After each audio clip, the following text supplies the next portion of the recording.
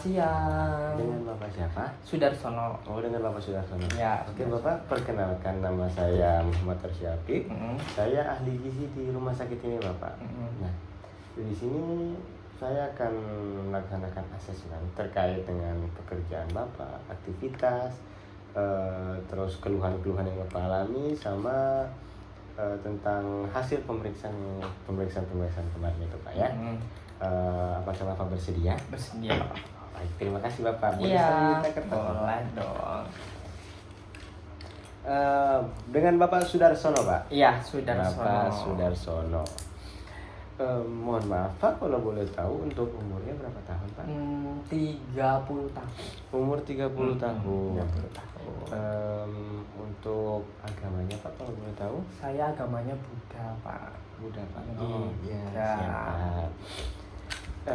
Baik Bapak, saya izin bertanya terkait pekerjaan. Kalau boleh tahu pekerjaan Bapak itu untuk sekarang ini apa Pak? Pekerjaan saya ya paling cuma nguli sih Mas di pasar, kayak buruh harian lepas ngono lho. Oh, berarti buruh Pak ya? Iya, buruh ngangkati nopo itu beras. Kadang yo kadang misalnya enak sing belanja iku yo aku yo melu ngangkati ngono sih Mas. Oh, alah. Iya, ikut ngangkati. Buruh panggul gitu kan? Iya, buruh panggul nang pasar ngono Mas. Baik Pak. Untuk kita lanjut ke aktivitas Pak, selain bekerja, aktivitas keseharian Bapak itu ada apa aja Pak? Paling yo iku Mas ngurusin anakku, bojoku yo nang apa Mas iku di Taiwan. Bojoku di Taiwan, aku ki yo kelimpungan dhewe ngono lho. Aku yo seorang buruh kan Mas. Aku ki seorang buruh ngajaki anak juga. Dia kayak iku lah masalah. Namanya juga kehidupan ya Mas. Iya. Saya turut prihatin Pak ya. Iya.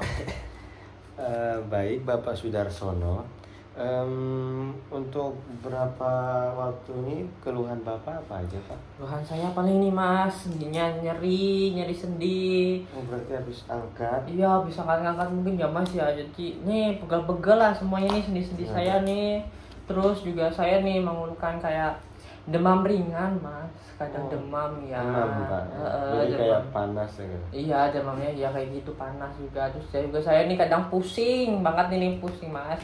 Mungkin karena gak ada duit kali ya Mas ya. Jadi iya meneh gitu, momen iki ndak sepuk. Iya, terus yo kira-kira ini yo nafsu makanku yo turun sih Mas. Nafsu makannya turun Pak? Iya, nafsu makannya turun.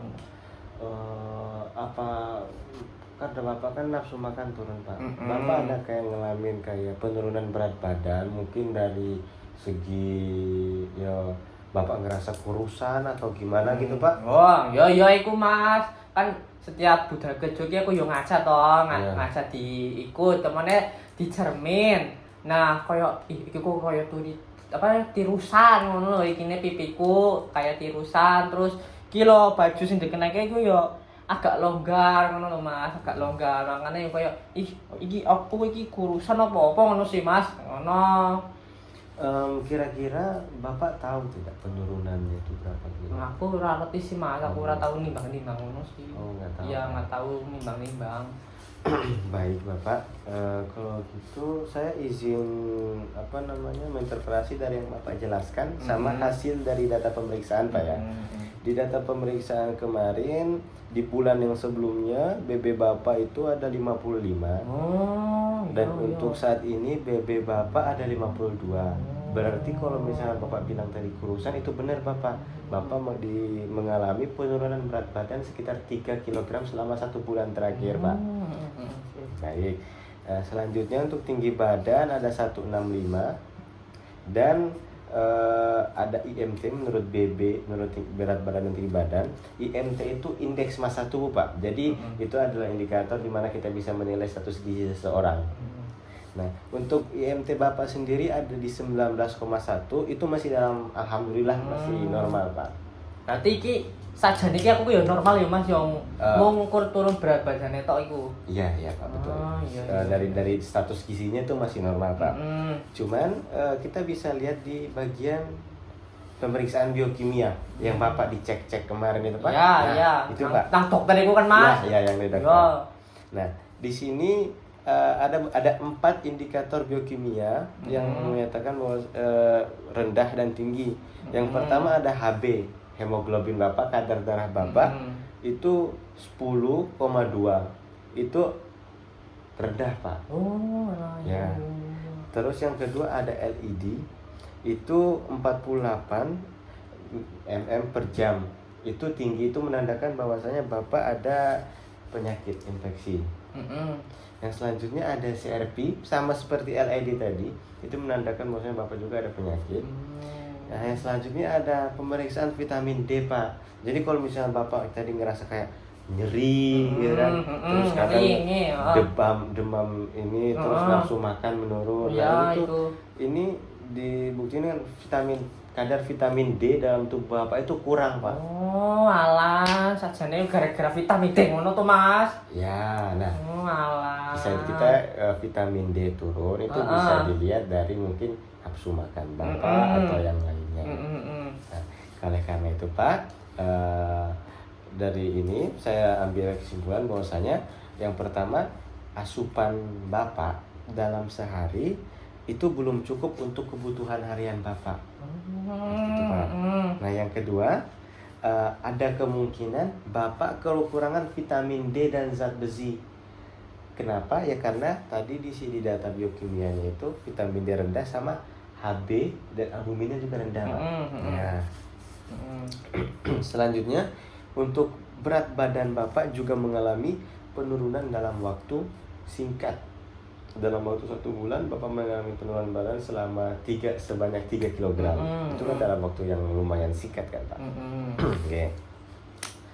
Menurut semua hasil yang Bapak jelaskan ke saya, hasil pemeriksaan Bapak yang udah kita analisis bareng-bareng tadi, saya memberikan saran kepada Bapak untuk mengkonsumsi telur, daging ayam tanpa kulit, itu untuk menaikkan kadar protein Bapak itu tadi. Selanjutnya konsumsi buah, Pak. Banyak-banyak konsumsi buah seperti jeruk dan pepaya. Habis itu Bapaknya sendiri suka makan sayuran nggak sih, Pak?